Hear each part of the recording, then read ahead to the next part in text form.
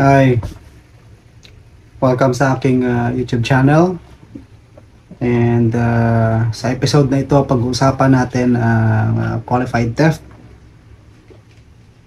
And of course, magandang araw sa inyong lahat, especially sa ating mga followers, sa ating mga long-time subscribers, no? Yung mga sumusuporta sa channel natin. And shout out natin dito. Lagay muna natin dito yung mga shout out natin. Nakalista na lang.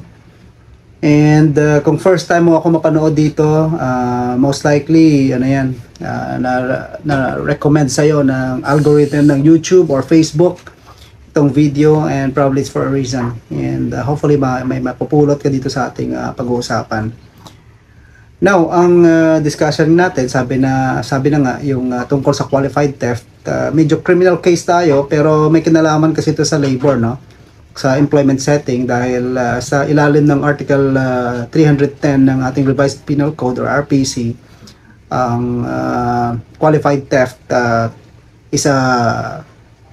ito yung mas mabigat na parusa, no, sa theft. Kapag ang gumawa ay domestic servant or with grave abuse of confidence. So alam naman natin na pagka empleyado, repose with confidence yan, no? So kapag ang empleyado nagnakaw, there is a grave abuse of confidence, parang ganyan ang nangyayari. Kaya ang kaso, maliban sa termination under Article 297 of the Labor Code, nagkakaroon pa ng criminal case under qualified theft. Now, before natin pag-usapan yan, panoorin niyo muna ang ating YouTube rules, dahil importante na alam niyo kung ano yung inyong mga dapat ang i-consider, no, kapag nanonood kayo ng aking mga videos. And of course, again, i-recap ko lang, hindi tayo entertainment channel. So kung medyo gusto niyo ng katatawanan, huwag kayo dito sa channel ko, huwag kayo manood ng videos ko kasi puro batas pinag-uusapan dito. Doon na lang kayo sa mga ano, 'di ba, mga slapstick, may mga marami naman diyan nakakatawa, may nakakatawang may sense, nakakatawa, may mga kabulastugan. Doon na lang kayo. And then dito medyo informative tayo, kaya expect na may konting kaantukan dito. And importante, kung willing kayo matuto, then you can keep on watching the videos, no? And that's why nasa rules natin yan. Panoorin niyo muna ang ating YouTube rules nandito.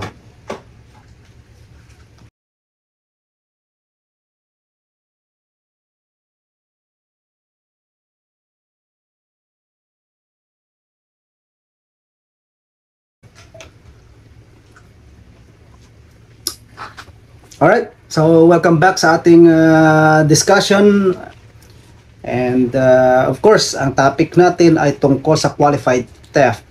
Medyo criminal case ang ating topic ngayon, pero ito may kinalaman para sa employment, as I said, kasi karamihan ang mga nakakasuhan ng qualified theft ay mga empleyado, no, sa kumpanya.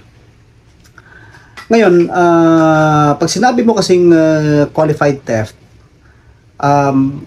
sa ilalim, dalawang batas ang ating pinag-uusapan dito. Yung Labor Code, Article 297, tsaka yung Revised Penal Code, yung RPC, specifically under Articles 308 and 310, no, of the Revised Penal Code or RPC in relation to the penalties. Kasi, didiscuss natin ng konti yung penalty, no, pag gumawa tayo ng example later. Now, sa scenario, halimbawa yung isang empleyado na nagnakaw at ang halaga ng kanyang nanakaw or ninakaw ay hindi naman lagpas sa 20,000 pesos, no? Sabihin natin na sa 20,000 pesos ang halaga ng kanyang nanakaw or inaakusahan siya na ninakaw niya. Two things ang pwedeng mangyari sa kanya, no? Ang company may terminate him under Article 297 of the Labor Code, either letter A sa Article 297, yung serious misconduct, no, or sa letter B, sa letter C, no, yung willful breach of trust, no, willful breach by the employee of the trust reposed in him by the employer or any member of his representative. So doon, no, loss of trust and confidence. So depende kung reposed with trust and confidence tapos nagnakaw siya, o yung mga ganyan. Yan ang unang pwedeng mangyari. I-terminate siya dahil sa either, ulitin ko lang, serious misconduct or willful breach of trust or loss of trust and confidence, as the case may be, depende sa facts of the case, no? Ngayon, kung maliban dyan, pwede siyang kasuhan ng criminal case, no? Kadalasan, mga employer ganyan ginagawa. Tinanggal na, pinakasuhan pa ng criminal case. So, the criminal case would be in the nature of qualified theft, no? Under Article 308 in relation to Article 310 of the Revised Penal Code, no? And kapag sinabi kasi natin qualified theft, ang element niyan ay yung theft tapos may dagdag lang na grave abuse of confidence. So sa theft kasi, sinabi ng ating Article 308 of the Labor Code na theft is committed by any person who with intent to gain but without violence against or intimidation or force upon things shall take the personal property of another without the latter's consent. So, may taking, no? Personal property ang pinag-uusapan. So, personal property, pera, sapatos, yung mga ganun, gamit, personal na movable, no? Ang lupa, hindi yan personal property. So, yung mga land grabber, hindi yan makakasuhan ng theft. Ibang kaso yan, ha? Kasi personal property ang pinag-uusapan. Now, yan ang ordinary theft. Ang qualified theft na kinakaso dito sa example natin, pag sinabi mong qualified, mas lumala, 'di ba? Mas lumala. Sabi ng Article 310, ang penalty na ini-impose ay mas mabigat ng next higher by 2 degrees doon sa ini-impose sa theft kapag ang gumawa ay merong ay papasok as qualified, no? Nagiging qualified ang theft kapag merong yan ay ginawa ng isang domestic servant, ano? Kapag yan ay merong grave abuse of confidence. May mga iba pang scenario like motor vehicle yan, mga ganon-ganon. Marami pa yan sa Article 310. Pero ililimit na natin doon sa mga may kinalaman sa employment kasi labor ang ating topic, no? Kino-correlate natin dito. So, nagiging qualified ang theft kapag ginawa with grave abuse of confidence. So, halimbawa, isang warehouseman si employee, di ba? Bilang warehouseman, nagnakaw siya or inaakusahan siya na nagnakaw ng halagang 20,000 pesos. No? So, take note, bilang warehouse person, warehouseman, ikaw ay merong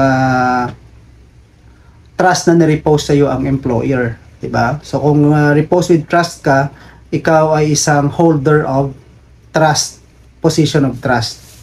Bilang holder of position of trust, unang-una under sa ating Article 27 ng Labor Code, pwede kang tanggalin under paragraph C yung willful breach of trust, no? So Article 27 paragraph C, willful breach of trust.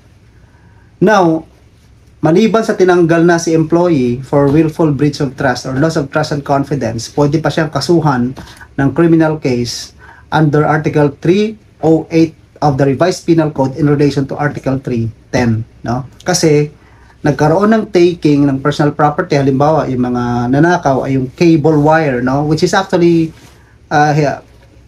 ang example ko nangyari ito sa mga actual case na decision na ng Supreme Court na yung warehouse guy nagnakaw ng cable, ng wire, electrical cable, no, ng kumpanya na nakastore doon sa warehouse na siya rin nagbabantay na sa kanya yung susi. So, halimbawa, 20,000 ang halaga nun, that's personal property kasi nabibit-bit mo eh. Diba? Mobile, personal property, hindi attached to the ground, no? Mobile, no? So, nabibit-bit mo, tangible, mobile. And then, yun ang ninakaw niya. So halagang 20,000, makakasuhan siya ng theft kasi merong taking, 'di ba? Intent to gain, no? Presume may intent to gain yan. Pag kinuha niya, inilabas niya. And then without the consent of the owner, yung company, then wala namang violence against or intimidation or force upon things kasi siya naman may hawak ng susi sa bodega, hindi niya kailangang i-break yung window, hindi niya kailangang i-break yung pinto. So, walang ganon, walang element. Kasi kung meron ganon, di robbery na mangyayari, no? Hindi na siya theft. Mas mataas pa ang penalty niyan. Now, dahil siya ay empleyado, dahil siya ay repose with trust and confidence, magiging qualified ang kanyang theft, no? Under Article 310, dahil merong grave abuse of confidence. Now, dahil qualified ang kanyang theft, ano ang magiging penalty niya kapag siya ay found guilty? Now, if you look at Article 308, yung penalty, 309 yata, yung penalty niyan, nakalagay dyan, kapag ang halaga ng stolen property is more than 5,000 but above 5,000 but not more than 20,000, ang penalty niyan ay arresto mayor, medium, no, to prison correctional minimum, no. So nangyayari diyan parang arresto mayor medium, maximum, prison correctional minimum. So sabi ng ating batas, ang penalty ng qualified theft shall be next higher by 2 degrees, no. So kung ganyan 20,000 ang halaga ng kanyang nanakaw na sinasabi sa kanya, kapag na-convict siya diyan, ang mangyayari sa kanya, ang penalty niya would be prison correctional medium, no, to reclusion temporal minimum, no, medium maximum minimum, no, parang ganon. So ang magiging period niyan in terms of imprisonment, parang lalabas diyan na 8 years and 1 month to 14 years and 8 months. So parang ganyan. So depende yan sa decision ng korte. Pero yun ang range ng kanyang magiging penalty. So ganyan ang sitwasyon na nangyayari kapag ang empleyado ay nagnakaw, no? Pwede siyang matanggal sa trabaho under Article 297, Paragraph C, well, kung siya ay repose with trust and confidence. Tsaka pwede siyang makasuhan ng qualified theft. So take note, kapag mataas na yung pinag-uusapang halaga, like umaabot ng mga 19 million, 20 million, no? Non-bailable ang crime na qualified theft. So ang ibig sabihin niyan na habang binibista ang kaso niya, hindi siya makakalabas ng kulungan.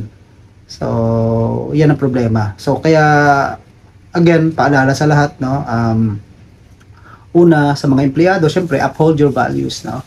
Alam naman natin na ano yung tama at mali, no? Doon naman sa mga employer, wag naman gamitin ang batas para i-oppress, i-harass yung mga empleyado, no? Minsan may mga na-encounter tayo na mga kaso na gawa-gawa lang dahil lang napikon yung employer sa employee, no? So hindi maganda yung ganong practice. Iwasan natin yan. Marami na kaming napadismiss na kaso, no, na isinampa against sa mga empleyado for qualified theft na wala namang katuturan, no, hindi supported by evidence, gawa-gawa lang yung kwento, mga unliquidated advances. Anong kinalaman, hindi naman theft yun, no. So yung mga ganyan, ginagamit lang na form of harassment. Ang balak sana dito ng employer na to, kinasuhan niya yung empleyado, nasa more than mga 21 million yung kaso niya, mga sinasabi niya unliquidated advances. Wala namang theft. Balak niya sana habang binibista makulong yung tao. But then again, we're able to have the case dismissed sa fiscal level pa lang.